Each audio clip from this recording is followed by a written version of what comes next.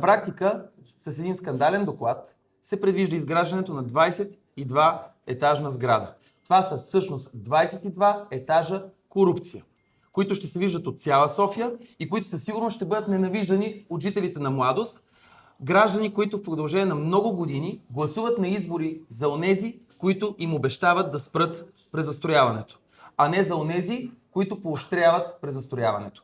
Архитект Николова, единственият архитект в Общинския съвет, се опита многократно в комисиите да даде необходимите разумни аргументи, защо този доклад трябва да бъде или отложен, или отхвърлен, но когато корупционерното съглашателство е постигнато, много трудно аргументите, логиката и професионализма могат да бъдат чути. Имаме 92% собственост на общината и софийски имоти на имота и само 8% на частния собственик. Тоест при този голям процент логично е Столична община да определя правилата и това, което ще получи в бъдещата сграда.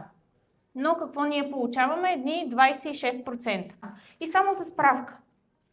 Частни собственици на имота със строителна фирма сключват договор в размер на 14 страници.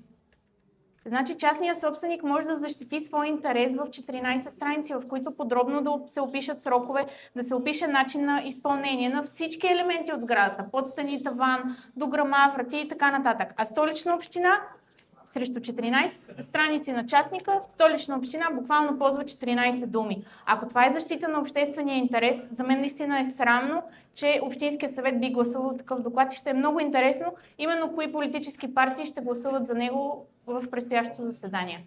Въпреки това, аз ще призова общинските съветници, всеки, който поне има останала капка морал, много внимателно да размисли дали си струва наследството на този мандат да бъде тази поредица от скандални доклади, кражби и ощетяване на общественият интерес.